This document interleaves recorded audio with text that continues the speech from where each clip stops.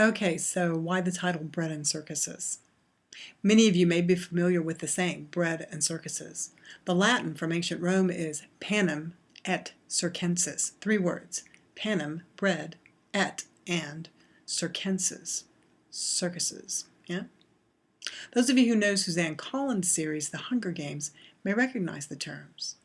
Yeah? Absolutely. If you've seen the film, if you've seen, if you read the books, those of you who haven't probably still know that Suzanne Collins has written a series of books based upon this concept of a dystopia, a bad place, a not particularly good community to live in, right? Where people are hungry. They hunger for bread, Panem. One of the major cities is called Panem, or one of the major districts, right? It's called Panem. So Panem et circenses. People are hungry for bread. Bread shows up frequently in the film, in the story, as a metaphor, but also the fact that people need food. And circenses, circuses. The young people in this society have to compete with each other in a really deadly game that is then broadcast on television as sort of the ultimate reality game, in which the survivor, the one who defeats everyone else, gets food for her or for his community.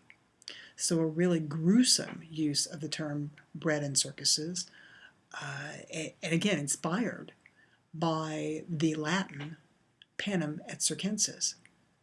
It was Juvenal, a satirist of the 1st and 2nd centuries AD, writing around about 100 AD, who first uses the phrase. He's using it to criticize the Roman people.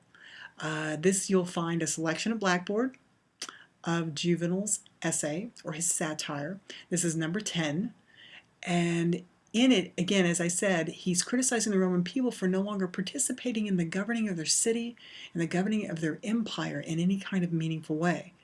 There are big problems at Rome, and he's basically he's claiming, he's criticizing the Roman people for not taking the time to actually try to participate and help to relieve some of the problems of the Roman state. To quote him, back in the day, in the good old days, and satire often does this, the old days were the better days, we Roman people sold our votes to no one. Since then, these days, the people have abdicated their duties. The people who once upon a time handed out military commands, high civil offices, they led the Roman legions, everything. Now, those same people, they can't be bothered. They can't be bothered to cope with the problems that we have today, with the decision making that we have to do today. Instead, they anxiously hope for just 2 things, bread and circuses, panem et circenses. So for Juvenal, the public welfare, the food that the state would dole out, the housing subsidies, the even free medical care, if you will, those things were more important to the people than public entertainments like chariot races, theatricals, and gladiator games. All of these public entertainments, the welfare programs, were what the citizens of Rome wanted from their government. They wanted to live better, if you will, but they didn't want to deal, he says, with the problems facing them. This is certainly a way to see public space, right? Public space as a response to what the people want. Public space as a response to sort of mollifying the people because the government wants them not to be involved. So let's get them entertained. Let's get them distracted. The Roman Colosseum was certainly a venue for that. The Circus Maximus at Rome, certainly a venue for that as well. Built with public monies and attended by the people of Rome. We can ask ourselves if today we too only want such distractions, such entertainments, so that we don't have to deal with the real problems our society faces. All the electronic gadgets we use today to enhance communication, to entertain. What's even more is those things tend to keep us from participating out and about in the community, right? Those same gadgets, however, bring us instantaneous news, instant information about legislative initiatives, what our politicians are up to, problems happening in the world today, right? So all of these things are available to us at our fingertips. So this, on the one hand, our entertainment source is also our news and information source. Some of us just can't help it. We get out there, we're tweeting, we're on Facebook, we're on emails, etc., contacting public representatives, making our voices heard. We just can't help it. We've got to do it. Others of us, wow, that's just too much noise, all that political information, right?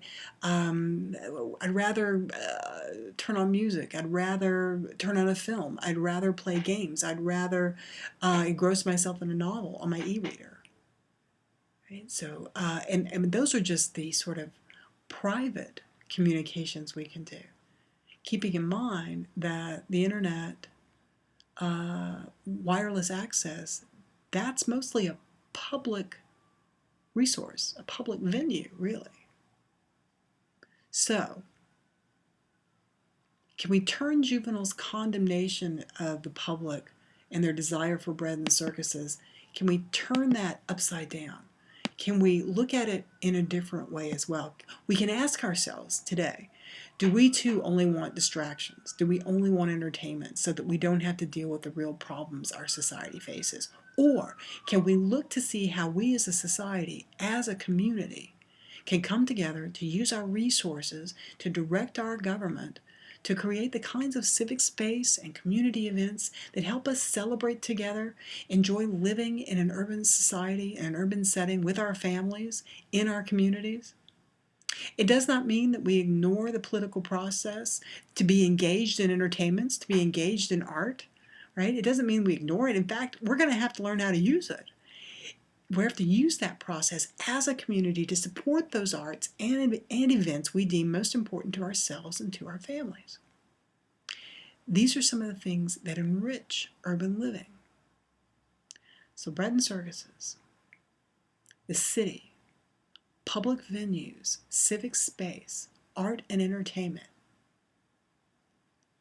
How does those two, the city and arts, the city and entertainment, how do those things come together to help us to see who we are and to see who we could be? Bread and Circuses. Let's get going.